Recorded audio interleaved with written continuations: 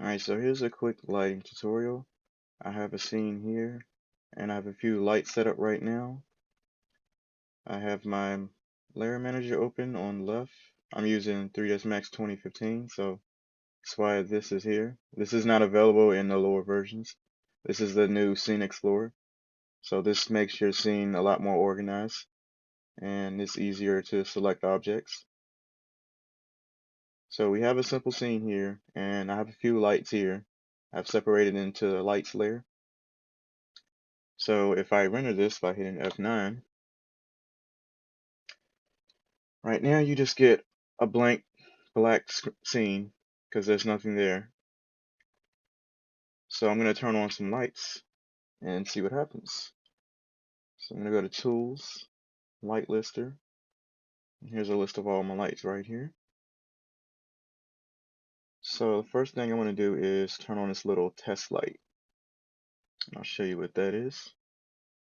Our test light, click on it, is this Omni light right here. So I have an Omni light, have no shadows casting. I just put the multiplier, I have the multiplier 0.5. It's usually the standard is 1. And I just have it set for diffuse and specular, no ambient light. So now if we hit render, now we'll see our scene. But it looks really flat. So let's add something to it.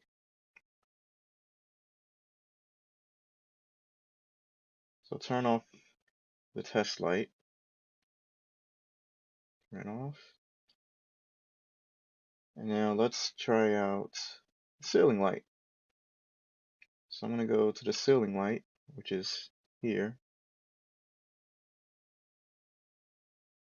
And I'm just going to enable this, turn that on, hit render.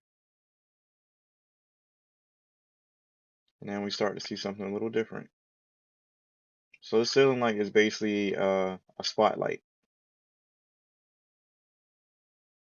So now we're starting to get some really dark shadows in here, and everything in the room is really dark, and the hotspot is only casting around the lower area, and light's not really bouncing around the scene, so it's not very realistic. So what we can do is go to your render settings by hitting F10, and under global illumination, you're going to enable final gather. Hit render again. And now the scene is a lot brighter. What final gather does is it bounces light rays around the scene. So now you're getting a more realistic image. But it still looks kind of weird because the light source is this and it's kind of flat. It's not illuminated. So what we can do to fix that is go into the material settings. So hitting M on the keyboard, my material for my lights is actually this material. So if I turn on the self-illumination all the way to 100%, you'll see the light right here change. So now if we go back and render that again, now we're starting to get that bright light here. And that's what we wanted.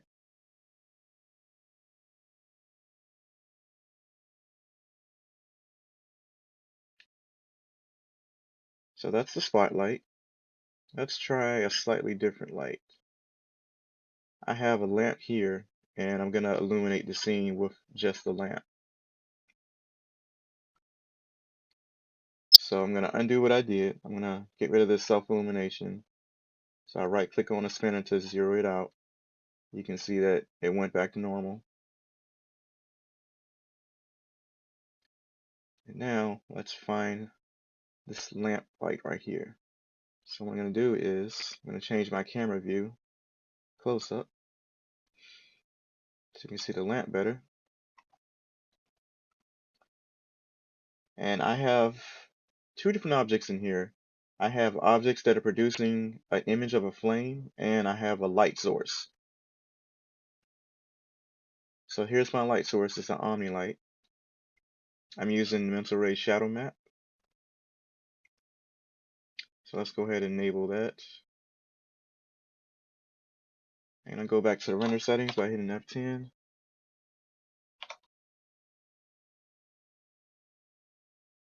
Or I can just go here, hit render setup, and turn off final gather. And we're going to re-render this.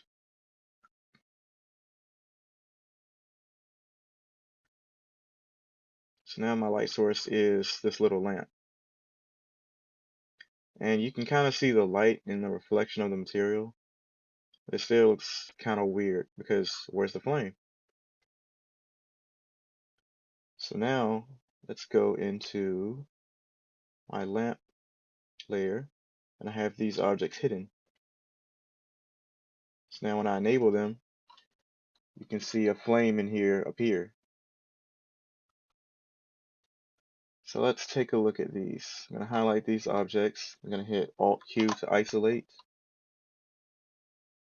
And I'm going to get out of my camera mode, go to perspective, zoom in.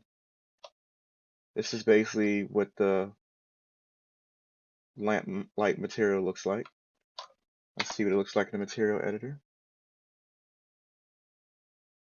So I have this flame object.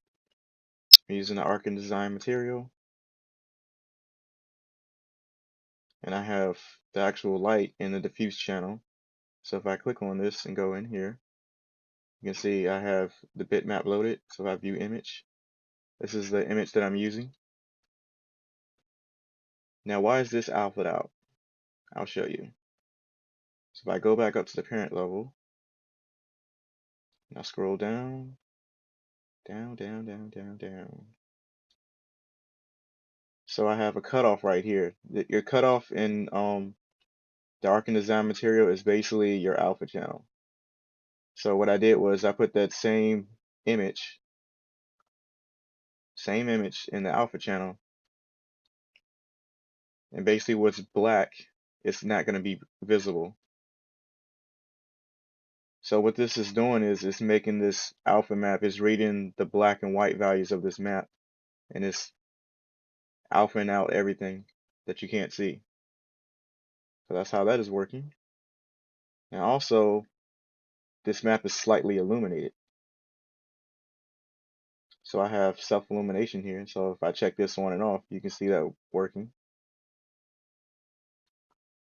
So this is going to cast some illumination inside the scene, especially when you have Final Gather enabled. So let's go back to the camera view, close up. Let's get out of isolation mode. And let's re-render this.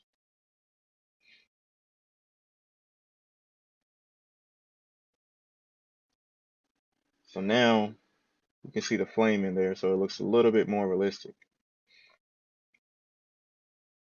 But I'm getting some weird issues with the shadows here. Like this should be casting a shadow here, and there's nothing there. So let's go back into the light settings. So I go to my lights. I have my flame light. Click on that. And under mental ray shadow map, I'm going to enable transparent shadows. Now watch the difference.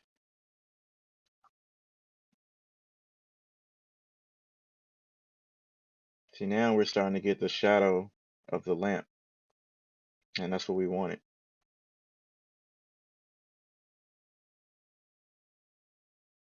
So that looks a lot better. Now let's zoom out to our farther camera overview, and let's see how the light is bouncing around the actual room.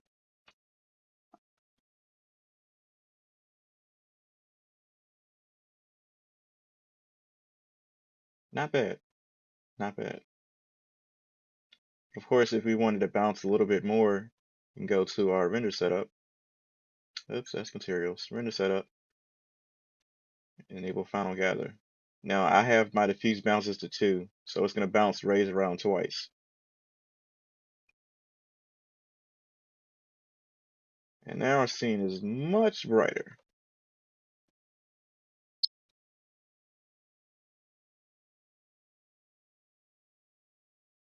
Yeah, we're starting to get that fall off of the light hitting everything in the room. So now the scene is much brighter.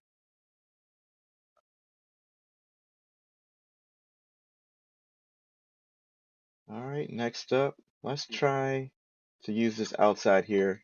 I have an image back here, and I have a target light. So I have a sunlight and I have a moonlight. So we're going to enable the moonlight first. So I'm going to go here and disable my flames so you can't see them anymore. We don't need them.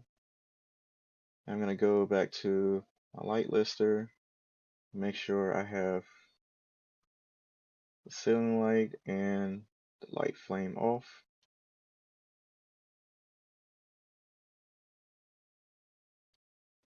What I really want is the moonlight. And I have a slightly blue tint to it, make it a little bit more realistic for nighttime. And we're going to leave Final Gather on. I'm going to turn on realistic mode so I can actually see it in the viewport. So now you can see it's kind of illuminating the scene. So let's hit render and see how this turns out.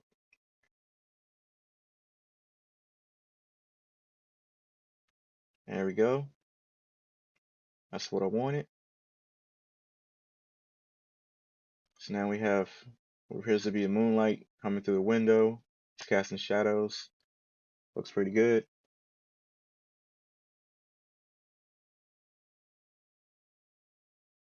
So let's go out of here and actually see what this light looks like. Go to perspective view. I'm just going to zoom out. Basically what I have here is a directional light casting ray trace shadows. And I don't really have a decay because the scene is so small. I really don't need to mess with anything here. All this does is it has your light fall off as it goes over a distance. So the farther your light target is, the more light fall off you'll get. So it'll get less illuminated. It will deluminate over time, over a distance. So we have show cone, don't want overshoot on. So I have my hot beam and my fall off around the same. If I change my fall off here, you'll see it start to shrink. Undo that.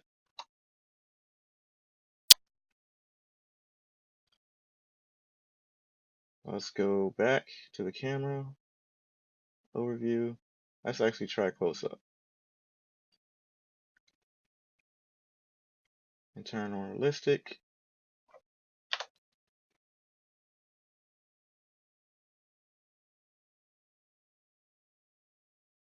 And we have it.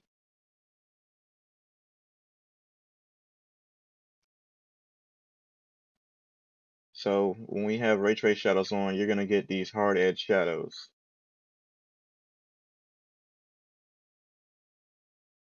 Like so.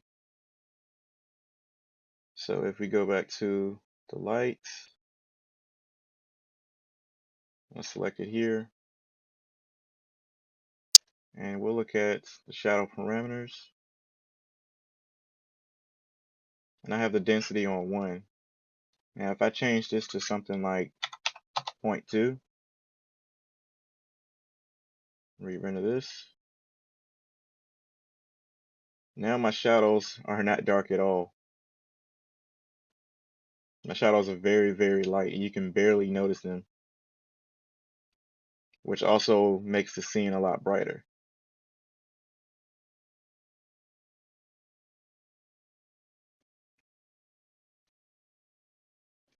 So now you can see, you can barely see the shadows on the desk. So I'm going to put that back to 1. Maybe I'll do 0.8, see how it looks. And we're going to go back to the overview camera. Run this out, see how it looks. So now that's kind of what I want. because I don't want the shadows to be completely black. So that's a little better.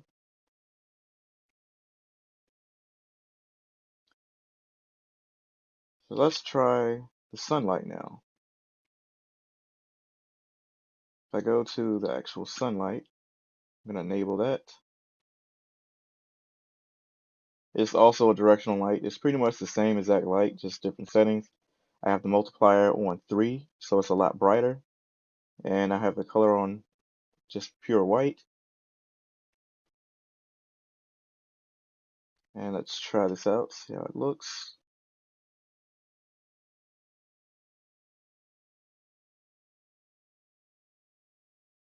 It is really dark in there.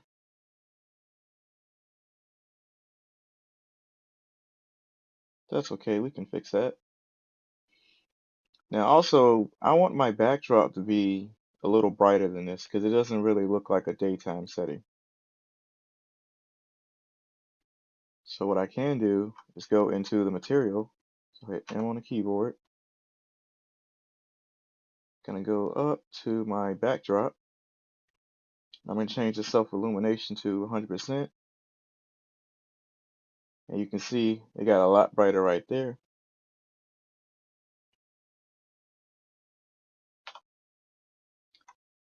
Let's go back into the render setup.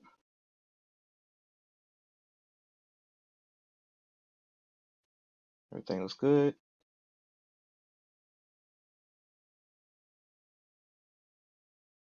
Render this.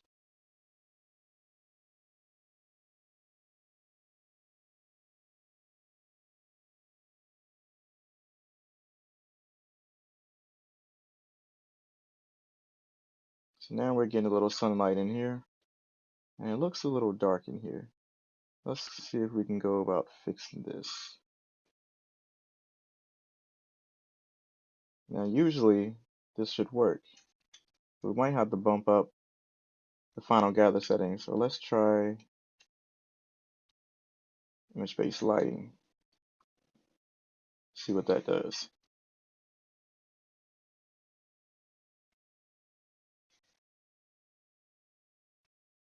That makes the scene a little bit brighter. It's still kind of dark. So I'm going to turn on this extra light here, sun accent.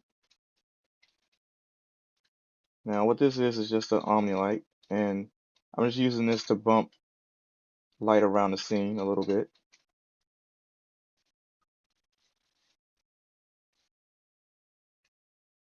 There we go. That's a lot better. That's what I would expect from my sunlight.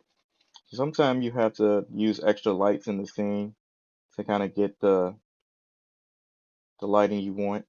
So now it looks more like a sunlit scene. So now let's go ahead and add something to this. Let's say we want some light rays to pass through this window and hit this table. So what we can do is, let's go and get the sunlight. And I'm going to turn on atmospheric effects, volume lighting. Go to setup. And I'm just going to enable this. I already have my settings set up like I want them.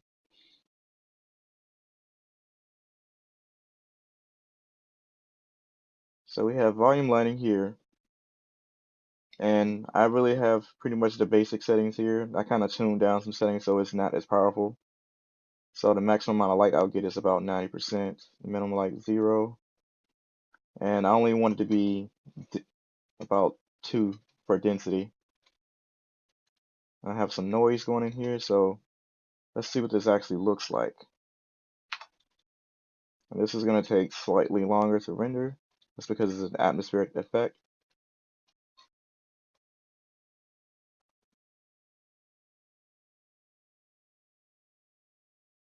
So now you're going to start to see a little haze around the light from the window.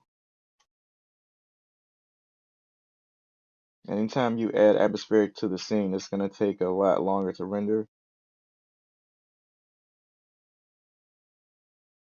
but the output is going to look a lot better. So now we're just about computer, the final gather, and now it's rendering. And here we go. Now you can start to see the little haze here.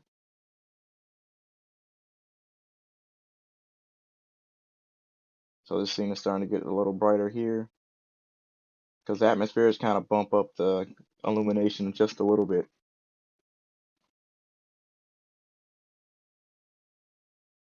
So there we go.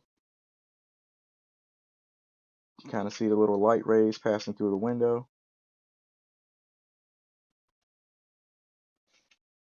And the scene looks a lot better. Now there is one issue of mental ray that I really don't like.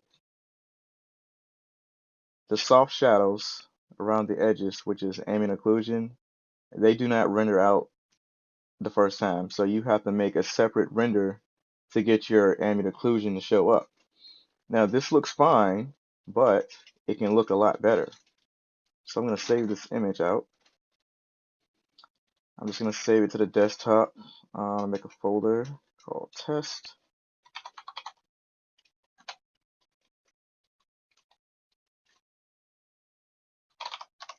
I'm just going to call this main.png. Make sure I don't really need the alpha channel on. And one thing you want to always make sure is that your color depth is not on 48-bit. I mean, if you're using a 4K monitor, you'll probably get a good effect out of that, but if you're not, don't use that. It's just going to increase the file size for no reason. So we're going to leave it on 24-bit. So that image is saved. And I'm going to open up Photoshop.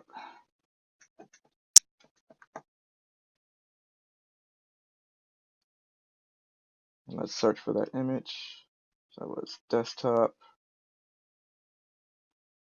folder called test, main. There's our main image. Let's go back to 3ds Max. And now what we're going to do is we need to render out an ambient occlusion pass.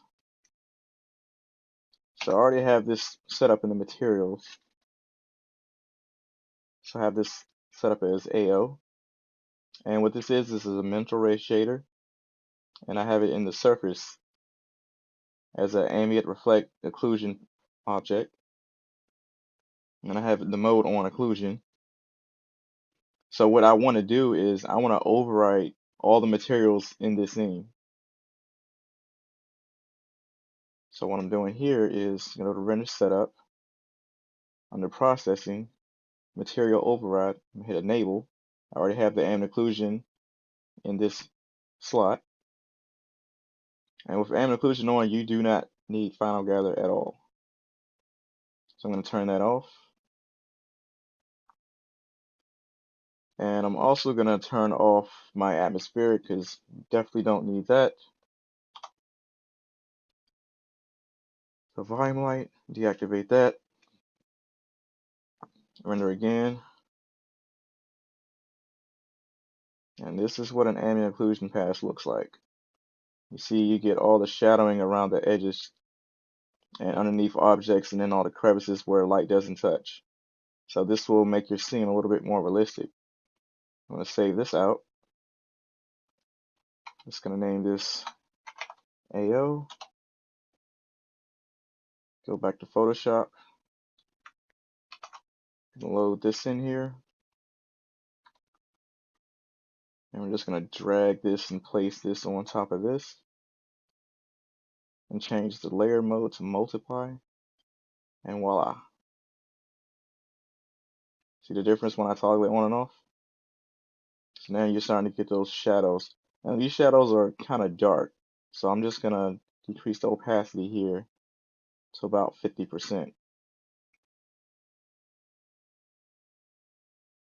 that's kind of what I want. So it's kind of soft shadows around the edges and it looks a little bit more realistic.